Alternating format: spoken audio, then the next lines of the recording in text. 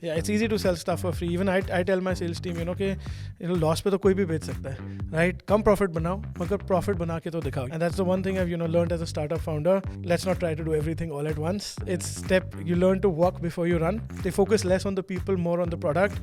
And unfortunately, it's all about the people. One advice I would give is make sure that your product is solving a problem that needs to be solved. An SMB in India today usually pays a lot more than a large-scale enterprise. In India, we have the scale that very few countries have to be able to solve problems like this at scale. And I think they're going to be truly very valuable companies in the years going forward. We've seen B2C e-commerce grow.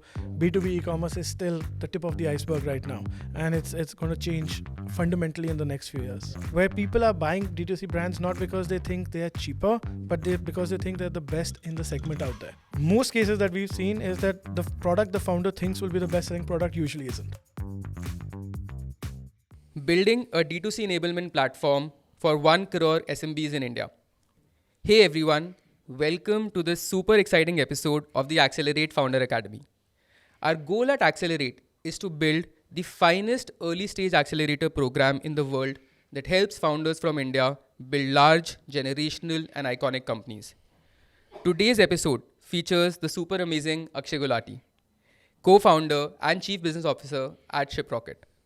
Shiprocket is a $1.2 billion company that helps 100,000 plus D2C brands manage shipping, logistics, payments, marketing, growth, exports, and so much more. It is truly the operating system for any D2C founder to launch, scale, and grow their business in India. And now not just India, Akshay also leads Shiprocket X, his passion project to help Indian consumer brands make a global footprint. Shiprocket is a truly made in India product that is helping brands from Bharat conquer the world. Akshay, super excited to have you as a part of the Founder Academy. Welcome to the show. Thank you so much, Karan. Pleasure to be here. And thank you for that pitch for Shiprocket. Couldn't have done it better myself. Again, D2C brands, going global. These are topics that I'm very passionate about. Seeing the Indian ecosystem evolve over the last decade. Going from unorganized retail to organized retails, and now e-commerce and now D2C commerce has been truly exciting. So really happy to be here, and a great initiative with ACLR8. I think it's truly going to help. A lot of us have gone through the hard yards when the ecosystem was not there. Yeah. And now I think as the ecosystem shaping up, a lot of enablers and supporters coming in. Yeah. The journey for the next 10 years hopefully will be a lot easier for many founders. Yeah. I think, that was our goal as well, right? By all estimates, India is going to be like a $10 trillion economy in the next decade, in the next few years, right? So, we have almost 10,000 startups which get launched every year, right? And I think what we realize is that early stage founders, if you can actually give them access to great capital, mentorship, support, and really help them with route to market, go to market, partnerships that can help them actually scale their businesses, you can actually really accelerate the growth of these companies and help build large companies, right? So, and thank you so much, for being a mentor at ACLR8, for helping us, with our portfolio companies. And I think, your journey at Shiprocket has been truly inspirational, right? We always say within us, right, that it's a truly unique product. Like there is no global comparable of a product like Shiprocket, right? Like it's truly a made in India product, right? So Akshay, would love to know a little bit about your journey as well, right? Like you joined Shiprocket a couple of years after the company had started, right? So like what excited you about the problem, right? And what excited you about the company's vision, right? And like why did you think that this was the right time to build something like this in India? No, absolutely, Karan. And it was actually 4 years after we'd started. Like my co-founders, Gautam, Sahil and Vishesh had started a company called Cartrocket.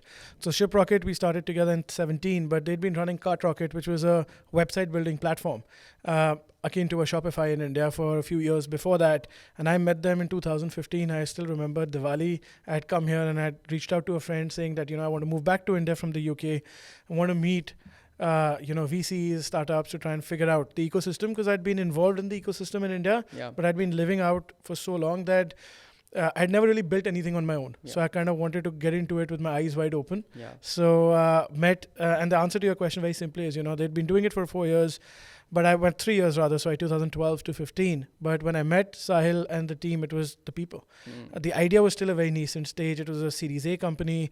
Everyone told me that, oh, you're coming in. And I came in as a professional, not as a co-founder. That through the journey, when we started Shiprocket together, I became a co-founder. But at Cartrocket, I was the chief business officer. And it was just the people. Because I knew that this journey will be exciting. And I knew it will be fulfilling. And as long as I could, go into office every day and be excited, because there are always more, there are low days than high days. There are more challenges than successes. But if you like the people you work with, if you can come into office with a smile every day, I think it makes it all worth it. And somewhere along the journey, you find product market fit, you find success. But most, what I've seen at least with most people who are in my situation, they join a startup or a company or co-found a startup or a company because it's an exciting idea. They're very, enthused about the prospect of the business. They focus less on the people, more on the product. And unfortunately, it's all about the people because the product changes along the way. People you're stuck with. I think that's very interesting, and I mean, in some ways, it's a little contrarian as well, right? Like, I mean, like people would think of the market opportunity, like let's say building something for SMBs and D2C brands in India. Okay, this is going to grow, right? So, I mean, like you might think, okay, even if the team is not great, but if the market opportunity is huge, I can actually go in and do this. But for you, it was just the team. It was just the people you work with on a day-to-day basis and going into an office with a smile, with the passion of building something large. No, absolutely. And see, I believed in the idea because the good part is, and we as founders, I think the reason why Shiprocket has been able to achieve what it has, and it's still the start of the journey. Maybe we're day one, not day zero. Yeah, day one, but we're still not day 10 or day 100, right? But at the end of the day, the idea was still the same. So when I met Sahil, he used to have two words. When I used to ask him, what are you trying to do with Cartrocket? Because I joined Cartrocket as a platform. He said, I want to democratize e-commerce. And those are two words. 2015, first I heard them from Sahil. 2023, I use those words a lot now. The vision hasn't changed. The mode of how we wanted to do it was earlier a shopping cart, then was a marketplace with Craftly, and eventually the problem we realized we wanted to solve was shipping, because earlier we were trying to do everything. And that's the one thing I've learned as a startup founder. Let's not try to do everything all at once. It's you learn to walk before you run. And at least, I think we were a little bit immature. We wanted to fly before we could even run or walk. I think that's very interesting, that focus on that one key problem and, build it fully, like verticalize it, like build solutions for that. And, and before you kind of expand, right? So would actually love to know a little bit about the journey as well, right? Like you mentioned Cartrocket, which was a website building platform for brands and, a lot more, right? And then eventually pivoting from that to Shiprocket. And now if I look at the business today, again, building the entire operating system for D2C brands, post-checkout, payments, logistics, warehousing, credit, but like pre-checkout, marketing solutions, influencer activities, right? Marketing automations, right? So how is, that journey been? Like how's that evolution been? And, like where do you see the business going in the next few years? No, absolutely. And it's been a great journey, right? And sometimes we smile and we laugh because a lot of what we are doing today is what we wanted to do 10 years ago. Probably we were less smart and had less money, right? 10 years of experience has made us a little bit smarter, gotten a little bit of funding along the way, built a profitable company. So we're able to now do a lot more of what we wanted to. But the idea is very simple, right? Cartrocket was started in 2012, very simply as a website building platform, because we believed that access to online selling wasn't there. There were marketplaces, and at that time, the number of sellers who were successful on marketplaces was very limited. It was not as open, or it's a lot easier to today list on marketplaces, make your stores work. People are smarter. You can get a lot of support. There's expertise as well. Exactly. There are agencies, there are experts around there.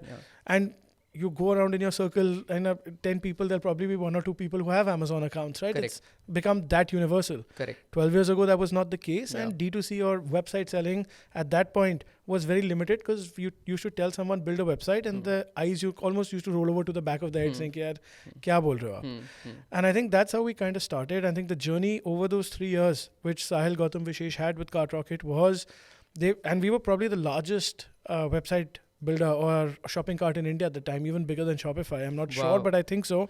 How many brands would you would you have been working with I at know that we had time? about 1,600 clients when I joined. Wow. Right. Yeah. And it probably grew after that as well. I Yeah. never really looked at that part of the business. But I think the biggest problem we realized there was that a lot of these brands that mortality rate was very high Yeah. because they never used to get orders. Yeah. People used to think, website bana do, Yeah. order aa jayega. Correct. It's correct. not that. You Correct, make correct. a website, it's a vanity metric. Correct. Then you have to run the website. It's like Correct. opening a store, right? You can't Correct. just open a store in a good location and people will come. Correct. Correct. Right? You have to have good product, you have to have good merchandising, you have to do good marketing around it. Correct. That ecosystem wasn't there. And then there's the experience part of it. Like once somebody's placed an order, getting the product delivered to them, handling the post experience. Absolutely. Yeah. And so that's why, so when, CartRocket, the good part is it had the experience built in. So Shiprocket, by the way, actually, unofficially, I get started in 2012 with CartRocket because shipping was always built into the platform. Got it. Right? The problem was we never used to sell it separately. So you had to buy the website to get the shipping. And I think that's what we realized over time is that, we realized the demand problem after CartRocket. So we tried to do something called Craftly, which was an open marketplace. So unlike an Amazon, which is kind of a closed marketplace where they control Walled the customer garden. experience, Yeah. walled garden, Yeah. we wanted to do something that was completely open, get small sellers from all across India to be able to sell online, single page website in 5 minutes, take a picture from your phone, list anything online. Wow. And again, we only did that for about 15 months and that's what that's actually the business that I joined the team to build together.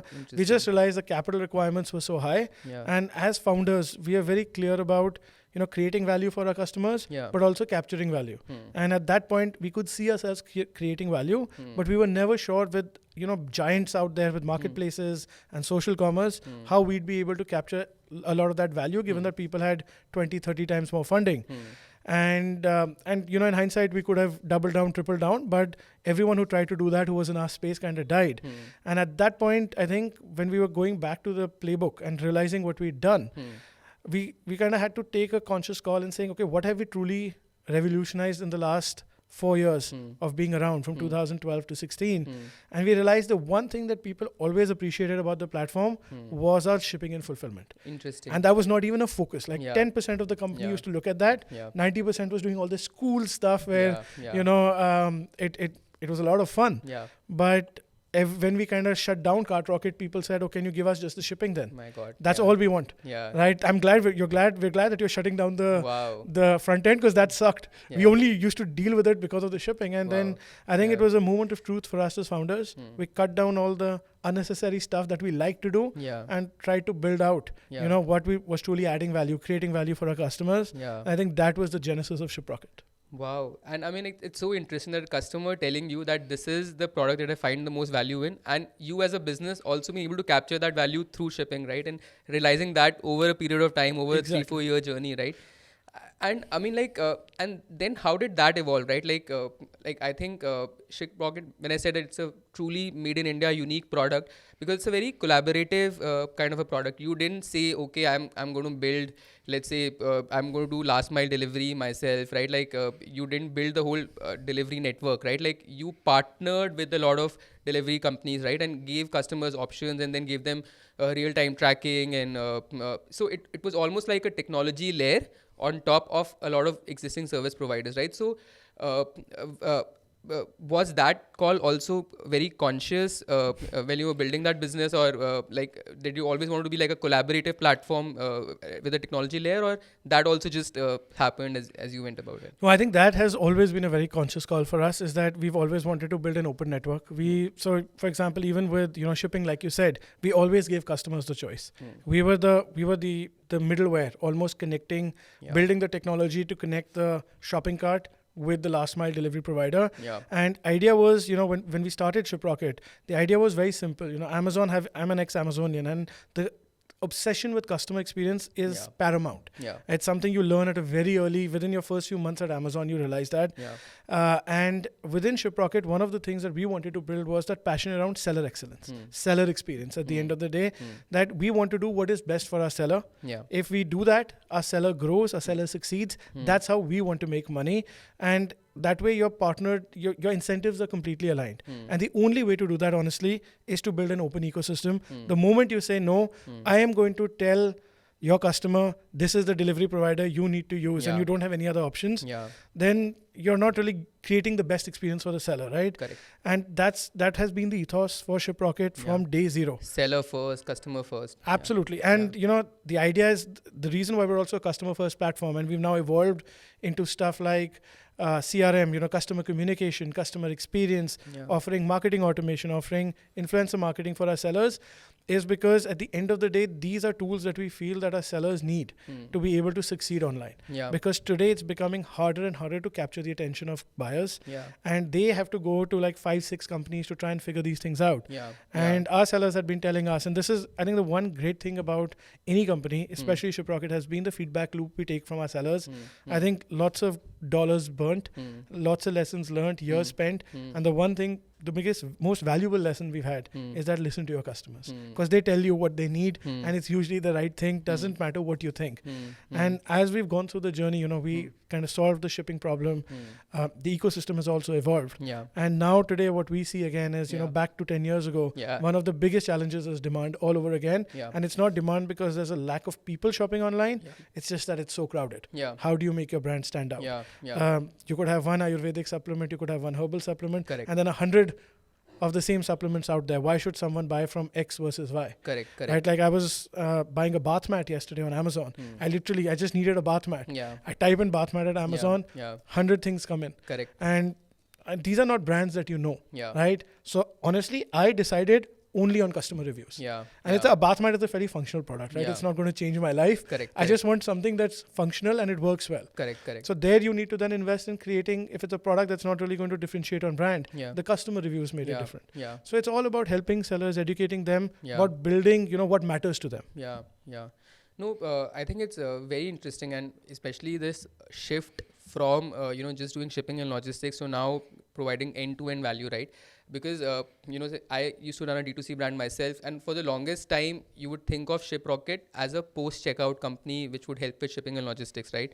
But now, I mean, you're doing you're doing payments, you're doing credit, right? And like you're doing pre-checkout things as well, like marketing automation, demand generation, right? So obviously you're a very large company, so is it going broad again very fast, right? Or or is there still very very keen focus on certain categories which you want to scale, which are like keen pain points for your customers? No, I think, yes, I think some of the things that we ask ourselves every day is that, are we doing too much at the same time? Because it's a classical problem with many founders, right? That you want to do everything all together. I think, within Shiprocket, as, logistics have started to get streamlined, we went into warehousing. That was our big bet with Shiprocket Fulfillment. Because one of the things we realized is people want quicker deliveries. If you don't control the logistics of the last mile, the only way is to help keep the inventory closer to customers, have quick turnaround times in shipping the product out, because then obviously you're dependent on last mile networks. And Shiprocket Fulfillment was a very big bet for us. Yeah. And I think it was the first time we ventured into anything outside of our comfort zone. And I think that gave us the confidence that, to do, again, it was a customer pain point that we were solving. Same thing around, checkout, for example, is a big bet for us now. It's a Shiprocket checkout where we're doing pre-checkout again. So for the longest time, you and I, InvestorDeck said Shiprocket is a post-checkout company, right? But that changed because a lot of our customers came and said, you are now being able to provide me accurate guaranteed shipping through technology and data. Why am I not able to show this on my website? Why do I have to say, get this product in 5 to 7 days? Why can't I say, get it on 10th of January? Because it increases conversion exponentially if you're able to give a definitive timeline. So we took that feedback, built our product out, which using all the data and all the intelligence that we have in the background promises a date of delivery. We have UPI powered in our checkout, so you don't have any charges for the seller. So I think it's all been customer backwards. And I think, yes, sometimes you do get scared. You're trying to do too much. There are independent startups trying to solve each one of these problems. And we're trying to do it in a larger ecosystem. I think the biggest thing that we've realized is that as long as you have smart people and dedicated people to kind of lead initiatives within Shiprocket, they work. So if Akshay decides today that, I'm going to do Shiprocket X and I'm going to do checkout and I'm going to do fulfillment, when I'm going to wake up in the morning, there's only one thing I'm thinking about, right? When it comes to work, obviously multiple other things, hopefully work should not be your life. Same way, there needs to be that one person who has that one thing that they're thinking about. Yeah. And I think that's been one of the great things as we've acquired companies, Yeah. founders have joined our family. Yeah. We've got this family of entrepreneurs. So we Interesting. can do more at the same time. Yeah, yeah, very interesting. So Akshay, like in terms of your numbers as well at Shiprocket today, like would love to understand from you, like what are the numbers looking like today, right? Like what are your top categories today, right? Like checkout, post checkout, pre checkout, logistics, warehousing, right? Shipping, and how is it going to evolve in the next few years, Shiprocket as a business? So I think the interesting thing is today Shiprocket still tends to be a very logistics or shipping heavy business, right? A majority of our revenue comes from our shipping operations. And here I'm talking about domestic shipping operations. That's what we've built out over the last 5 years in India. We've started, and warehousing or fulfillment has started to contribute a lot more to our top line as well. And I think more than anything, it's a value-added service that helps sellers be successful. It definitely brings that element of that nuance of quicker delivery to our business. We're not a 10-15 minute delivery business, but we're able to do same day, next day deliveries for a lot of our orders because we store them closer to customers. And I think what you'll see change in the next few years, and it's already changing, I think 2023 has been the start of that inflection, is tech revenue, the way we call it, which is like products like checkout, products like WhatsApp commerce. We have a company called Wixo by Shiprocket, where we do WhatsApp commerce for customers. We have Shiprocket X, which is shipping globally. A lot of these businesses will start becoming a larger part of the revenue. Interesting. And the idea behind it is, one, we increase our customer base. So a lot of the brands I deal with in Shiprocket X are not necessarily domestic brands at all. A lot of them are just purely export brands or international people catering to international customers. And there it's actually the reverse. Now they're coming to say, okay, we're doing this business, we're doing it with you. We see a demand in India for our products. Can you help us launch even Very interesting. in India? Yeah. And actually I get more queries for that than the other way around right now. Interesting. And I think when you when we started discussing, one of the things that you mentioned was that it's always been in your DNA to build profitably, right? From day one, right? And now whenever, like when you're growing categories and you're going the inorganic route, like you're acquiring a lot of companies, right? But for the longest time, Shiprocket has been a profitable company, and you still run with that mentality, right? And as as somebody who would meet a lot of founders on a day in and day out basis, right, I've seen this fundamental shift in the last 12 to 18 months where people are now optimizing for profitability, right? So with the amazing growth that you're having, with the amazing number of acquisitions that you guys are doing, growing across multiple categories, how do you still optimize for profitability even today? And what would be your advice for early stage founders, right? Like, let's say somebody is building a D2C brand, like what are some of the things that they need to think about on day zero, to start building profitably? No, absolutely. So I'll take that first part of the question. In terms of, having done building profitably, I think, like you rightly said, it's always been part of our DNA. It's not just about creating value. It's also about capturing value, because that's a true sense. Someone had once told me, give stuff away for free and then start charging for it. That's the mantra in India. Yeah. And maybe it works for certain categories, businesses. For us, we've always believed that, people should be willing to pay you if you're providing them a service, right? At the end of the day, it's easy to sell your product for free. Yeah, it's easy to sell stuff for free. Even I tell my sales team, loss pe to koi bhi bech sakta hai. Correct. Right? Kam profit banao, magar profit bana ke to dikhao. You have to be able to kind of, the customer has to value what you're doing for them. And I think that's important. And I think with the acquisitions we've made also, it's been a huge learning curve. But the one thing we've been lucky about, or the one thing we focused on, is again people. And I think all the founders who've joined our family have been people who have a very similar mindset. The companies may not be profitable when we buy them, but the idea is there's a very clear path to making these companies profitable. And that's actually one of the big reasons why Shiprocket went from being a profitable company to now, again, through our journey, becoming back to profitability has been all about, absorbing a lot of the companies that we acquired, and turning them around. And for us, it's always been about getting good people and, good talent. And, Picker was one of the large companies that we acquired. And Gaurav, who's the founder of Picker right now, is running our checkout product. Picker has been merged fully into Shiprocket, and he's doing a phenomenal job. I mean, I keep on going to him for growth hacks, because I don't think I have met someone who is like as focused on growth as him. Yeah. So at Shiprocket X, a lot of times, when I'm someone, again, education sometimes is being working in a large company and trying to build everything for scale sometimes also hinders you in the 0 to 1, because Shiprocket X is the 0 to 1. That sometimes I keep on thinking, how will I scale this? And a lot of feedback I get is, think about that tomorrow, because if you keep thinking about that, you'll never get to the 1. You'll be stuck at the 0. And given that he built, again, because mostly more bootstrapped than Shiprocket as well, he's really able to help add value there. Obviously my co-founders are always there, and the one thing I would suggest to D2C founders, on day 0, when you're starting to build your company, no matter how much in love with your product you are, how amazing you think it is, right, test it out and make sure that your product has product market fit, because the biggest mistake, at least I have made as a founder, when we started Craftly within Shiprocket, within Bigfoot Retail, is that I loved the product. In my mind, it was adding tremendous value to all the partners I worked with. And probably both of those statements were correct. But the reality is the market just wasn't right for it. People didn't want it, right? There were other problems they wanted to solve first before selling online.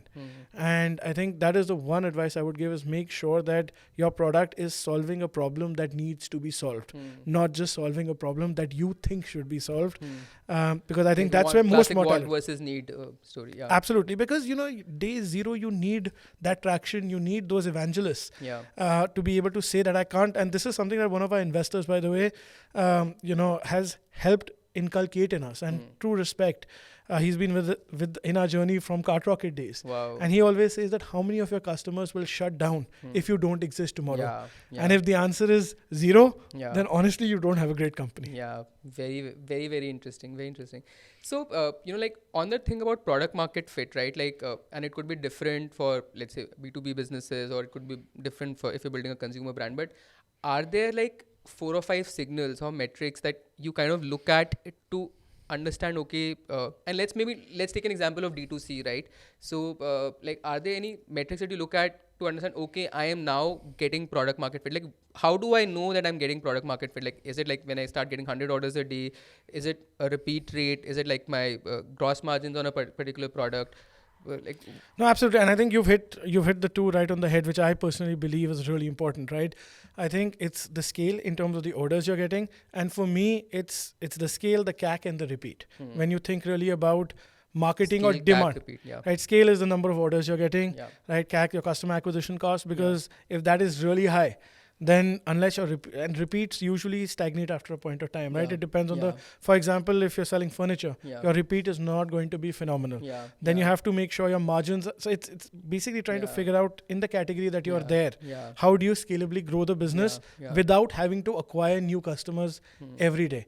Because for D2C brands, I think the biggest mistake one can make is just assume that your new acquisition funnel will grow exponentially, and that's what you're going to build your business on. You have to build it on repeat, or you have to make sure that the first transaction itself is profitable, and you can build that way. No, I mean, if I were to share my personal experience, right? I ran Zoe. We at early 2020, we had a 50 crore ARR with a 15 crore EBITDA, right? We had a 70% gross margin on our products, but our retention was insanely low. It was once in a year kind of a usage of a product. So we're always reliant on customer acquisition, right?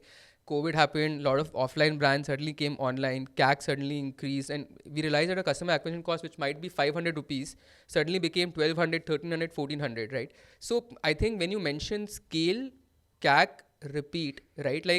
I think that's pretty interesting.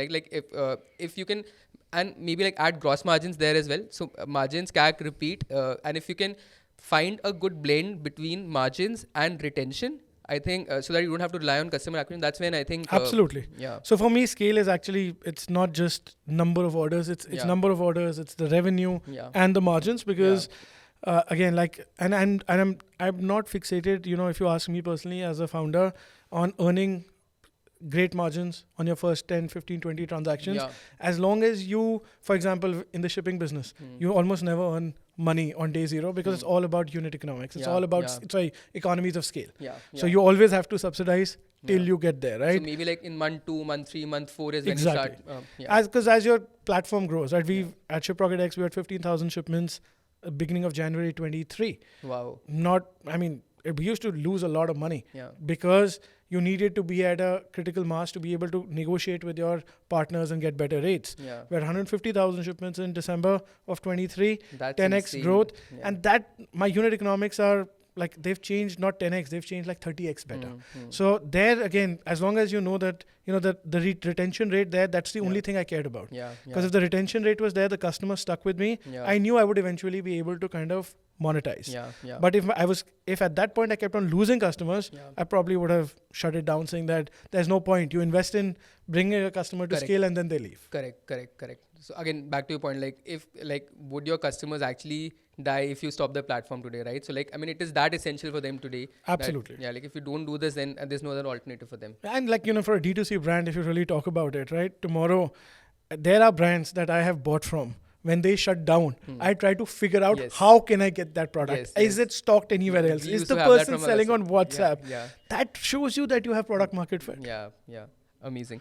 And I want to talk about Shiprocket X, but there's another thing that I really want to touch upon is, building for the SMB sector in India, right? So there are close to 1 crore SMBs in India, right? And we talk about great technology growth, India's GDP increasing, going to a $10 trillion economy, but we still feel we're still very underserved, right? Like from an SMB perspective, easy access to credit, marketing solutions, still logistics. There's a lot more that we can do, payments, right? Marketing solutions for SMBs, right? So, so when you work with SMBs on a day-to-day basis, right? Like, what are some challenges that you see SMBs face, right? And then, what are some interesting opportunities that you would love founders to build in? Going forward for the sector. Okay, so now this is getting interesting. My voice will start going higher and higher now because it's an area I'm honestly really passionate about. See, I think the opportunity with the SMB sector in India is massive, and the massive opportunity is because there is asymmetry of information. Every product, every category you can think of, an SMB in India today usually pays a lot more than a large scale enterprise. And an SMB probably needs the benefit of, getting better access, whether it's to competitive pricing in logistics, payment terms, lower interest rate costs on credit. SMBs usually end up paying higher margins than anybody else. Why? Because there's asymmetry of information, right? At the end of the day, they know what they know.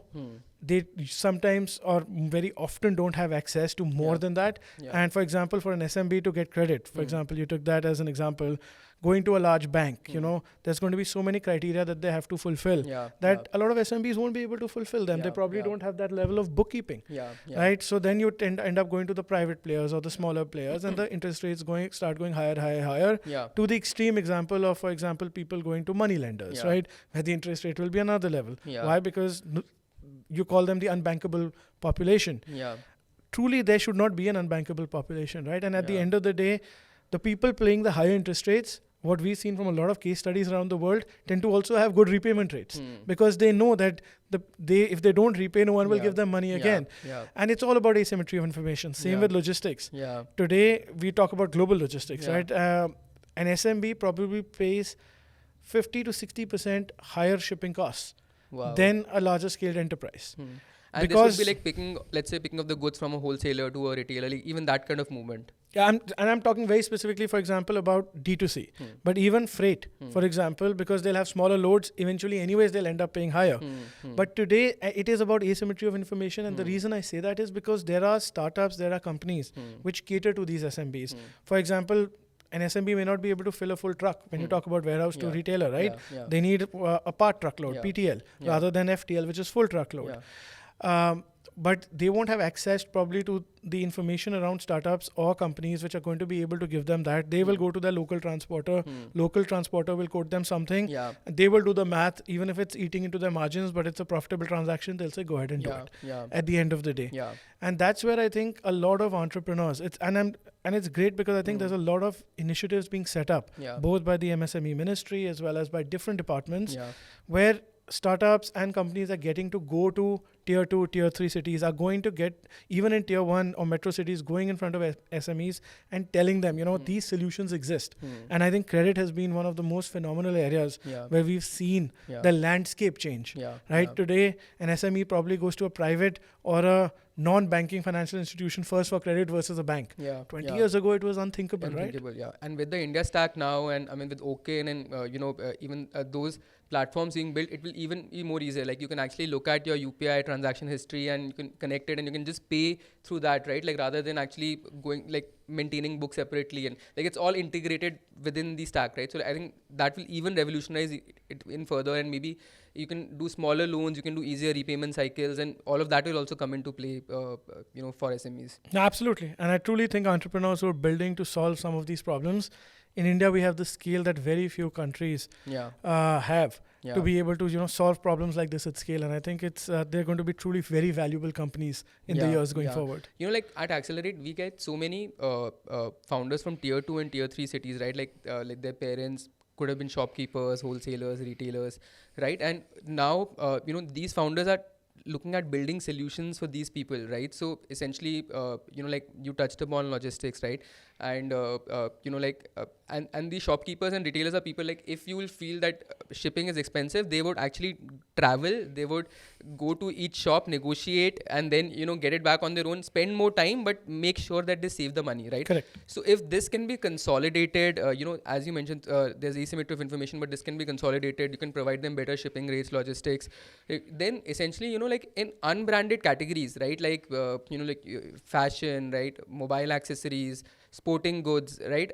I think there's like tremendous opportunity to build large B2B marketplaces, connecting wholesalers to retailers, right? Like why should like a sporting goods seller like travel to Meerut to buy shuttles, right? Where they can actually, get it off the platform and actually have great shipping, good access to credit, and still make a profitable transaction. Absolutely. And it's, these platforms provide trust, because the reason why the people are doing it themselves is because of the trust, right? In the past, people have trusted a face.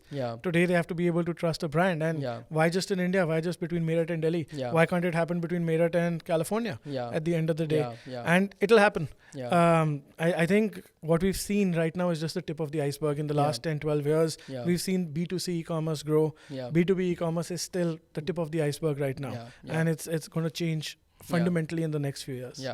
You're a very active angel investor as well, right? So, like, are there any sectors like that you are personally very excited about from an angel investment perspective that within the SMB sector that you would like to? Fintech. Fintech is something, honestly, I truly believe that for an economy like India, with the ambitions and the growth plans that we have, right, finance, banks, credit is going to play a very important role in the growth of this country. It's been true with every country along the development scale, right? And I think there it's really important to be able to figure out. And it's one of the reasons we have Shiprocket Capital as well, because we as a company also truly believe in the power of scale and credit to be able to help businesses grow. I think there the challenge is that today it's become fintech has been around as a buzzword for about 5-7 years. Initially everyone used to say fintech, but no one was building fintech. They were building NBFCs, which are actually taking balance sheet risk of credit. I think fintech has now come back more into vogue, where people are actually building technology-based solutions for lending. So that's something I'm really, really excited about. I think within the D2C sector, I think D2C is a buzzword that is today probably overused. But D2C has a very large base in terms of D2C brands in India. There are probably 100 companies that you and I have heard of, mass market companies, the latest one being Mamaearth with their successful IPO. But their Shiprocket as a platform deals with probably 10,000 D2C brands. And these are D2C brands that most people have not heard of. These are people who have built brands on Instagram and Facebook and are selling and are running good, robust businesses. So there again, it's an area I'm very passionate about. I think majority of my investments have been in D2C consumer brands. Now it's D2C consumer brands who I think are going to go global and they have that potential. Fintech is an area I'm very excited about. I invest, but I let smart people who know about the sector invest there for me rather than taking that punt myself. And the last thing, which I know little about, but I'm starting to learn a little bit more about, is health tech. I think India as a country generally is going to start needing a lot of competitive advantage when it comes to healthcare. Yeah. I think healthcare, as we've known it for the last 40 years, Yeah. is going to change. Yeah. It's becoming a little bit like the West. Yeah. Private healthcare is becoming unaffordable for majority of Indians. Yeah. Insurance is getting expensive. Yeah. So something will need to be done today Yeah. to disrupt this. Yeah. And I think, great credit again to the government, right? Like with the India stack, and now, there's a play in insurance as well, right? Like currently, to maintain health insurance, you need to have so many documents, right? Like which kind of there's no one platform which regulates all insurance documents together, right? Because of which the cost of insurance is very high, right? So if there's one platform where which maintains all your documents, then actually insurance can be faster.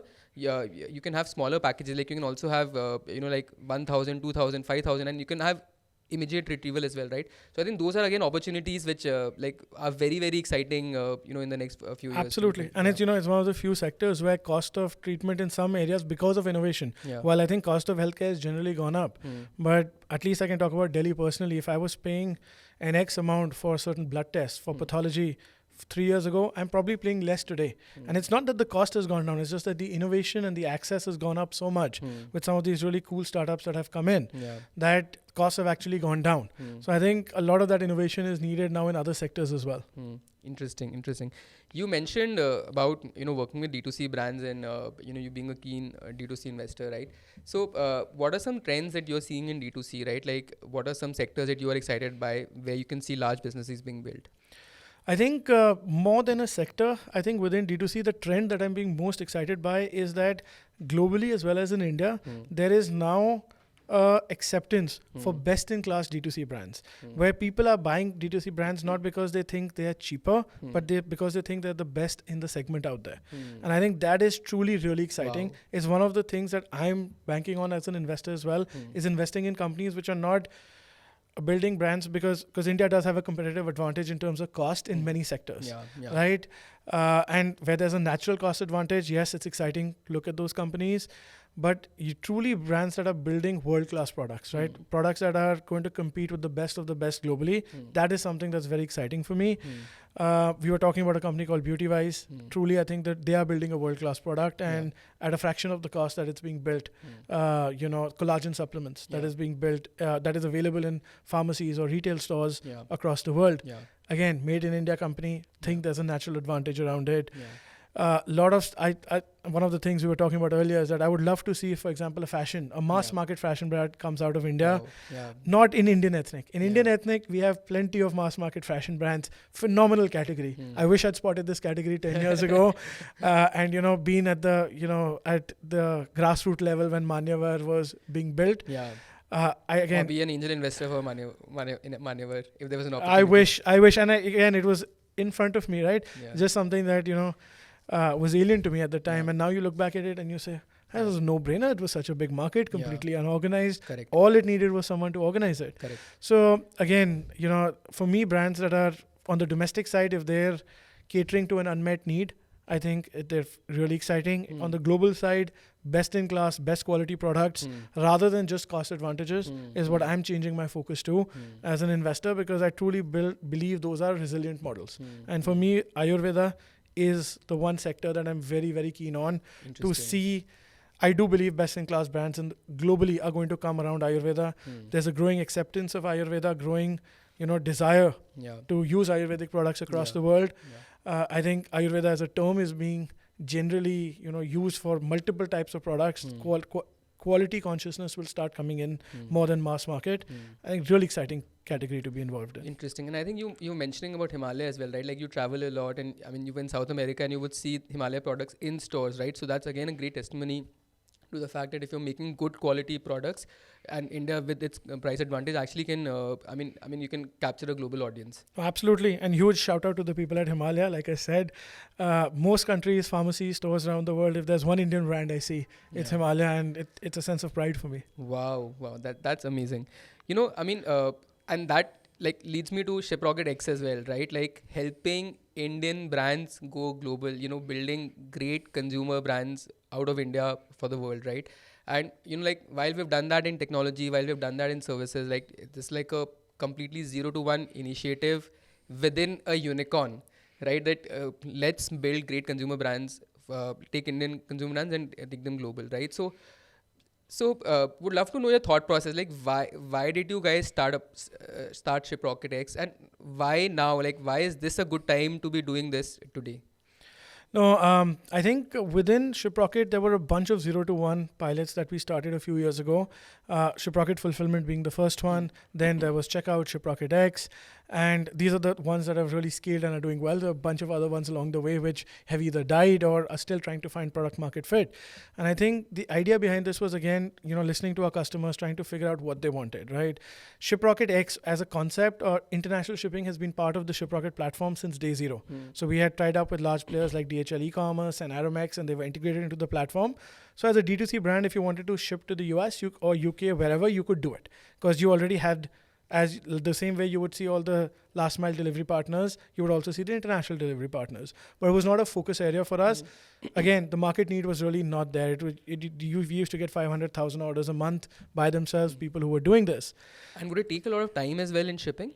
So that has obviously exponentially decreased. So you're talking about, I think express services like the likes of DHL, FedEx have always been really good, 4 to 5 days. But I think anything that was non-express usually used to take maybe 12 to 15 days earlier. Wow. It's gone down to 8 to 10 days now, which is almost half, right? The amount of time. But I think what changed was, one, the market need changed. People started selling globally, started, looking at global audiences, global customers. D2C brands in India started to find scale and they started to get funded and they had money to be able to, do multiple things at the same time. It was all about parallel execution rather than sequential. When you're bootstrapped, it's all about, being succeeding one step at a time.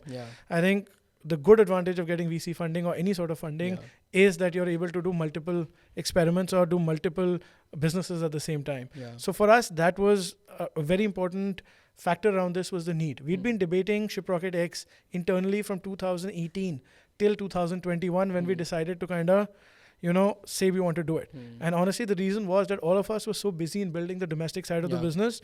We saw a bigger upside there at that point than building this global platform. I think 2020 is the time when we had all these ideas around fulfillment. And Gautam put up his hand and said, you know what? I think this is a bigger opportunity than what we're doing in last mile. I want to do it. And that's all it took. And it was the conviction of one founder, and we built a team around it, funded it, and today it's a very important part of our stack. I think 2021, it was my turn. I said, you know what? I've always been passionate about this. I always used to question product market fit. I want to do this today. And I left the domestic business, and we had a great team by then to, kind of running the entire last mile business in India. And took this on as a challenge, made plenty of mistakes in my first 6 months. But you ran your brand as well, right? Like I did. Yeah, that's interesting. And we have one thing in common. My brand name was Miraki, so also around Greek origins, around a delightful surprise. So I did this for 6 months. Sold on Amazon, sold on Etsy, global sold on eBay. As an Indian seller, drop ship. I also did FBA. Wanted to understand before kind of committing to Shiprocket X fully. I wanted to understand where the pain points, what was the value that I was going to create for my customers? What was the need that I was solving? Or was it again in my head and it wasn't an actual need? And it's really shameful that despite this being in e-commerce... I'm sorry, but this framework is very interesting, right? Like actually understanding the pain point and solving for the customer rather than thinking what the need is and then trying to. And honestly, the biggest part of that need, I'm still building because it's so complex that it's 2 years into Shiprocket X. I still have not launched that product, and that is returns management. I'm still in pilot with that product because the biggest need I felt 2 years ago, my sellers tell me today, is we send a product from India, drop ship it to the US, UK, any country. If we are not able to offer returns because obviously the duty structure is such that if you bring it back, you have to pay import duties. So can you offer us a solution where we can, they usually just don't offer returns. So their conversion is low, or if they offer returns, they liquidate it. So we've created a pilot right now, which will go live in March fully. Returns system, management system for our sellers to be able to then take returns back locally in the US, UK, GCC, and then ship out orders when it comes from there. It's a change in unit economics of almost 15 to 20% better margins for our customers. But again, now you're talking about building new supply chains, which traditionally do not exist. So that's why, again, it's one step at a time. We're doing it with some pilot customers. We'll launch it for some more customers in January. Test it with a larger pilot group by March, and then hopefully come April, we launch it in a full-fledged manner. And I think solving for returns also kind of opens up new categories like fashion, right? Which is Correct. inherently like a high return category. Then it certainly becomes open for global markets if you can solve this piece as well. Absolutely. So for fashion right now, it's usually people saying no returns, but the price is so cheap that Yeah. people say, okay, let's order it. And if it doesn't Yeah. fit, it doesn't fit. Yeah. Or it's the one size products, right? Yeah. Like scarves, shawls, stoles, Yeah. that kind of stuff. Yeah. But again, for example, with Indian ethnic wear, huge diaspora overseas, Yeah. huge demand overseas. Yeah. I mean, if you're able to offer returns and Yeah. able to offer, exchanges, Yeah. it's a game changer. Yeah, yeah, interesting. So I think returns is one thing that you touched upon, right? Do you also think there's like what could be other challenges that Indian brands, could face while going global, right? Like in terms of maybe design, product development, understanding what the consumer needs there, right? Like I was talking to a founder the other day, and they are building like a AI-driven platform that would essentially, go through all social channels, would go through all marketplaces to understand what are trends that people are buying in certain industries, and then would backward integrate it to, sellers in India that you need to make products around, these colors, these prints, and then essentially, have it ready in time of the season to then essentially start selling globally. Like so, like is even like. Understanding the needs of the customer, design, product, is even that a challenge? Or I mean, like you feel that products that do well in India can also do well globally? Well, it could be, but again, I think absolutely you have to understand your local demographics. You have to understand your local preferences. Yeah. Most cases that we've seen is that the product the founder thinks will be the best selling product usually isn't. And that's that moment of aha Yeah. that even the founder realizes that, Yeah. it's about not drinking your own Kool-Aid, right? Just because Yeah. it's been successful once doesn't. And sometimes they're really surprised because the product that is not doing well locally, for example, with an Ayurvedic seller, right? There were 3 different types of ashwagandha that they were selling. The highest ASP ashwagandha was a more pure form of that, right? Was not selling very well in India. Interesting. And they had a lot of inventory. Yeah. When there was a mid-price product which used to sell very well in India, even the low-price product never was doing well. Yeah. So we first launched the mid-price product because Yeah. again, it was what was selling well, and the founder was almost convinced that ये product nahi bikega. And even the data told us that ashwagandha supplements at that price were very few sales happening, for example, on Amazon. You're able to get a lot of this data through AI tools already that are there in the market, so you're able to understand. What was the biggest surprise was that I think we had only 5 inventory of the high ASP product and 500 of the mid ASP product. Wow. The 5 got sold in less than 3 hours. My God. And suddenly you've created this momentum, Yeah. and now you're like, what do I do? And the Yeah. reason is because there was no product at that ASP. And it was not that the demand wasn't there. There was just no product at that ASP, and he had great packaging, great, just the entire marketing of the product was great. Yeah. And so now we are working with the founder to create a whole range, a separate brand of products for the US, Wow. catering to that segment. It was a Yeah. huge learning for us. Yeah. So I think the need for understanding demographics is really important. Yeah. At the same time, while tools can help you to Yeah. a certain extent, it's also important to be able to beta test, Yeah. because that initial phase of learning Yeah. is very important to not discount something just because your data is selling this product is not selling well. Yeah. Well, probably because there is no product and you've created a category by yourself. So a lot of time today with this partner and this founder is going into creating this new brand, and I'm actually getting very involved with him because we saw this happen, and it was a huge aha moment for me, in terms of even the packaging that they're doing, to be able to, give feedback on the packaging. Yeah. I keep on sending him links saying that, look at this brand, they've done just such a phenomenal job. Yeah. Yeah. And his marketing skills are really good. Interesting. But, getting that data out there. Yeah. So we're now working within a brand, within Shiprocket X, we have a platform called LaunchX. So we're going to launch it in US, UK and Canada Yeah. by April of this year. Interesting. And hopefully, fingers crossed, it does well. Wow. And I think it's very interesting that, you're doing a lot of this collaboration right now, but like once the platform develops that intelligence, right? Like once you start doing this at scale, right? Like, I mean, like this would be available for a lot of brands, to then go global. Absolutely. and it should be available. A lot of this intelligence that's being built, it's our beta, what we're doing right now, should be available one click of a button. And the one thing about Shiprocket is we've always believed in partnerships. Some of the people we meet, they say that Shiprocket is just a collection of partnerships that has been built over many years, because we're the middleware, we're the technology, right? It's think about the most Windows. collaborative companies in India. Think about Windows, right? Windows or Apple, Apple OS. We're there, but everyone builds on top of it. We have partners. What use is having a Windows if you're not going to have a PowerPoint and Excel, all of that stuff? Some of it we do ourselves. Most of it we don't. And again, with this LaunchX program, we have partners that we've partnered with. We do not believing in building the best AI tool which can tell you what you want to sell. There's someone already solving the problem. They're going to do it better than us. My job is to make sure your product gets from point A to point B in the best and most efficient manner possible. You have a great customer experience at Shiprocket X. And you know what? You can come to me with LaunchX and you can get this access to the best of breed partners. You don't have to negotiate with everybody. You will have better rates with me than you'll probably get yourself. Wow. And do it like it's that, like you use that term OS for e-commerce, right? We love it. But that's it, right? So Shiprocket X for us is the OS for cross-border. And we don't want to, there's a whole network ecosystem there. I don't believe in competition anymore. It's all about cooperation or whatever they call it, right? I was talking to Sahil a couple of weeks ago and he said कि India में लोग दूसरों का business तोड़ना चाहते हैं but हम लोगों के साथ काम करना चाहते हैं. Like that's the philosophy, like it's very collaborative from like cooperative from day one. Like let's build this ecosystem together so that eventually everybody wins. No, absolutely, right? So even this product Shiprocket Amplify that we were talking about, which is an influencer marketing product, we've been thinking about it for some time, but again, we were probably not the right people to. We had the demand, we had the distribution, but we didn't have that huge influencer network, the data. So we partnered with this company, One Impression, with Apaksh, built out Shiprocket Amplify, and we've had a lot of influencers come on board, get business from D2C brands who probably, like I said, these are brands that you don't think of when you think about D2C. You only think about the big companies, right? But there are a lot of brands around, health supplements, around fashion, like as amazing video I saw around wedding fashion. It was a boutique based out of, I forget which part of India, but they actually collaborated with a wedding fashion influencer to be able to, get the word out about there. And they have an online presence obviously as well. So really exciting, to be able to have done this. Interesting. And I think like touching upon creators, right?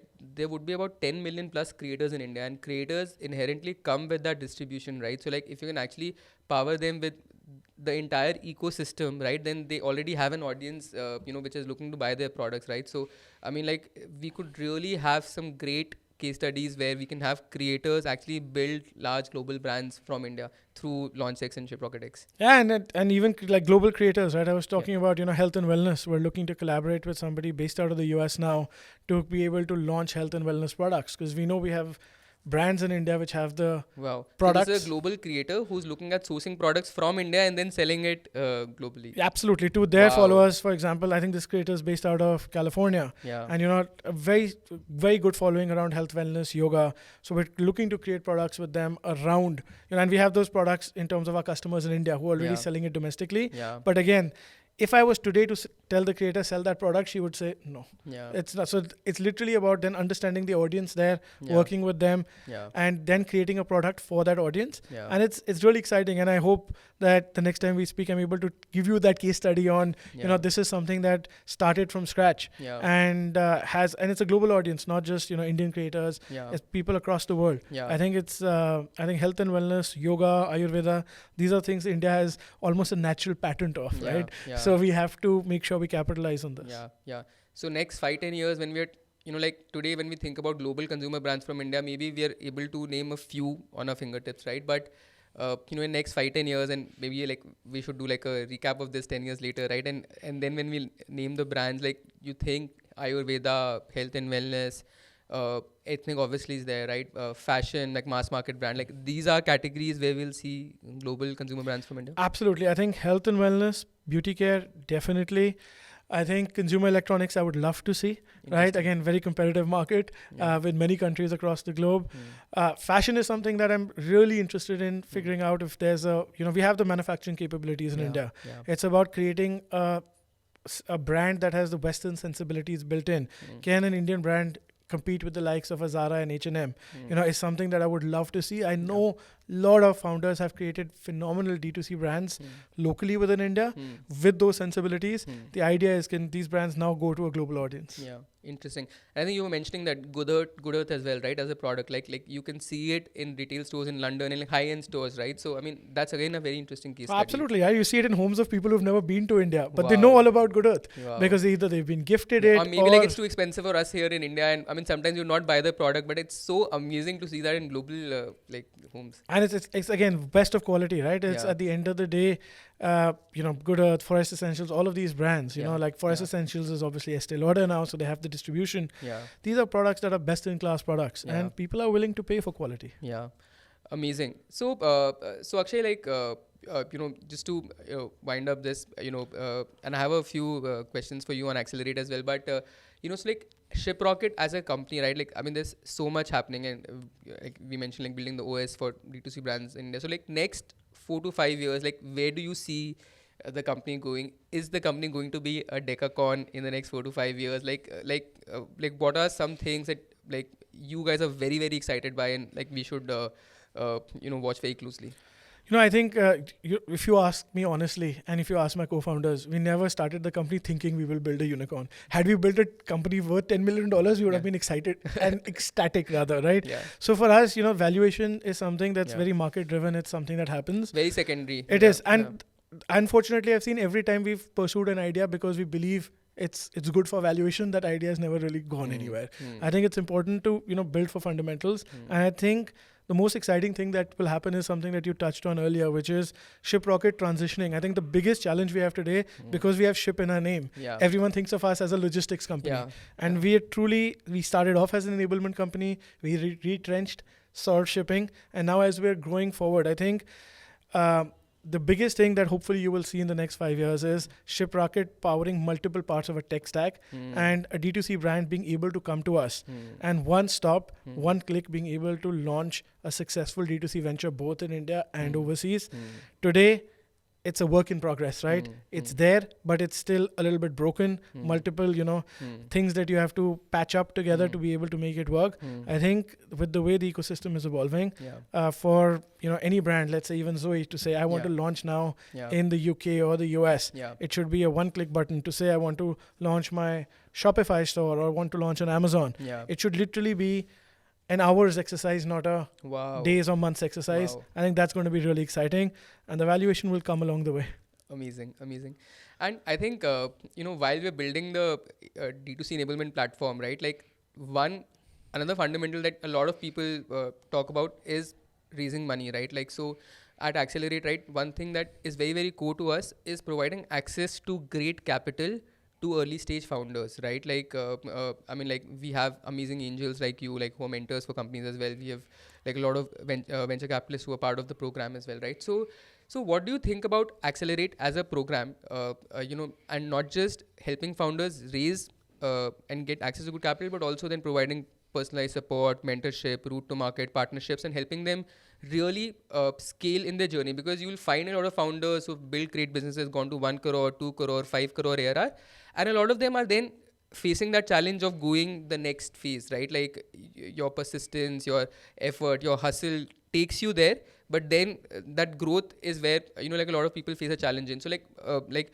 what do you think about Accelerate as an idea, and like what would be your message to founders who would be applying to our cohort? No, I personally think it's a phenomenal idea. I've been wanting to do an incubator in India for 10 years. I started my journey in India with an incubator, right? And it's very much needed. I think the great thing that hopefully, speaking to you guys, I think you're trying to do at Accelerate, and it's probably the reason why I signed up to be a mentor. I've never done this before, is that what entrepreneurs need, what startups need today, yes, it is access to smart capital, right? Not just money. A lot of incubation type platforms have been set up with the vision of providing support, but as they scale, they become just a fundraising tool. Correct. And I think what happens is the advice that you get is very generic, right? So one of the things that, truly I believe with your vision at Accelerate that's going to help founders is being able to provide them advice that is tailor-made to them, customized to them, and, getting best-in-class mentors to be able to help. For example, can Akshay today help a fintech startup? Probably not. You need someone who's done it and is going to be able to provide relevant advice. Correct. At the same time, you don't want someone to give general gyan. Yeah. You're an early stage founder. What I've seen and what I used to hate is people giving gyan. Yeah, I gyan was nahi like, chahiye, funding chahiye. That's what founders say. and it's like gyan de rahe ho, but paise to hai nahi karne Yeah, ke liye, correct, right? So correct. help me how to get to that stage Yes. where I'm thinking about tomorrow and day after. I'm not Yeah. thinking about 3 years from now. Yeah. So let me get from survival Yeah. to Yeah. let me overcome my existential crisis, and then let me start Correct. thinking about how Correct. to build for the future. Correct. And I think that's what's really, that hand-holding support today is still Yeah. missing in India. There are a Yeah. few accelerators who are providing it, Yeah. but given the influx of startups that is Yeah. happening in this Yeah. country, Yeah. I think it's going to be it's an idea whose time had come many years ago. Yeah. I think Yeah. it's an idea which has to be executed well Yeah. even today. Yeah. No, amazing. We're super excited to have you as a part of our cohort. And that's our goal as well, right? Like if somebody is building a D2C brand and trying to grow on Amazon, can we actually give them a mentor who's doing 500 crore worth sales every year on Amazon? Right? That's a plug for them. Like that you can go from here to here immediately, right? So like that's the kind of personalized support that we want to really offer. And super excited to have you as a mentor for our program, as a visiting partner, and very excited for all our startups to learn from your experiences, right? Like across building, like working in the UK, US, right? Starting Craftly, Shiprocket X, right? Working with so many D2C brands. I think you are a powerhouse of insights, right? Thank you. I mean, like I think this 1 hour conversation would not have done justice to the amount of knowledge you have, which like a lot of early stage founders can leverage on. Right. Thank you so much. You're very kind. I still seek out mentors for a lot of my stuff, right? And I think it's important at every stage of your journey to be able to learn from someone. So now we're trying to figure out what's the best way for our brands to sell on Amazon or eBay in the US. Yeah. There are people who've done this 20 times more successfully. So I actually usually Saturday lunches is learning from people who've done this themselves and saying, how do we now institutionalize this knowledge and help other brands grow without having to have this lunch every Saturday. Yeah. No, I think that's interesting that even a unicorn company, like you still are in that day one mentality that how do I institutionalize those learnings? How do I provide them at scale to a lot of these brands, right? Like that's interesting. Absolutely. Yeah. And that's the most exciting part. It's why I'm happy when I go into office every day, because I'll end the day knowing something I did not know when I walked in. Yeah, amazing. Super chat, Akshay. One of the partners for our podcast is a company called BusinessOnBot, right? They're one of the largest WhatsApp commerce companies for D2C brands in India, right? And now WhatsApp commerce is evolving, right? Like just from it's not just a tool which provides great customer service, but it can also help you with acquisition, retention, right? Discovering more offers, giving more real-time offers, right? And it's becoming a platform. WhatsApp Business is becoming a platform of choice for a lot of consumers, right? So what do you think about AI platforms like BusinessOnBot, which are helping D2C brands scale on WhatsApp? Like, what do you think is the future, of WhatsApp commerce, in the country? No, I think it's a phenomenal future. I'm one of those customers, right? I prefer to interact with brands or with companies that I'm working with on WhatsApp, and I think the tools that have been built out are truly phenomenal. Yeah. So there's a furniture brand that I recently bought from, and I don't need to call them anymore. Yeah. Even if my delivery is where my delivery is, it takes time to make customized furniture. And on WhatsApp, I find out everything. If they need to call me, they reach out to me. I know, mom and pop entrepreneurs who've created phenomenal food brands. Yeah. And these are local brands, yes, within Delhi. And they're running phenomenal businesses because they're really great chefs. Yeah. And they're able to provide, customized orders. They use WhatsApp for that. So I think truly, and then obviously D2C brands, customer retention and customer experience. WhatsApp, there's no better tool because today, unlike email and SMS, which pretty much is spam, you go to anyone's phone and you'll find thousands or hundreds of unread messages or emails. Yeah. WhatsApp still is not at that level, and again you have the ability to mute what you want to. So I think it's a great tool to reach out to customers, and I think it's very exciting, and it's important to do it the right way. You don't want to become that number that people are going to put on mute because you're spamming them, right? Or is going to block. So context is very important. Absolutely, and that's why you need businesses like BusinessOnBot to be able to help you so that you don't become that spammer on WhatsApp. Interesting. So thank you so much, Akshay, for this amazing discussion. I'm sure a lot of our portfolio founders would have learned so much, and I mean, we're, like I said, we're very, very excited for having you as a mentor in the program, meeting these founders one-to-one, really, and helping them grow in their journey, right?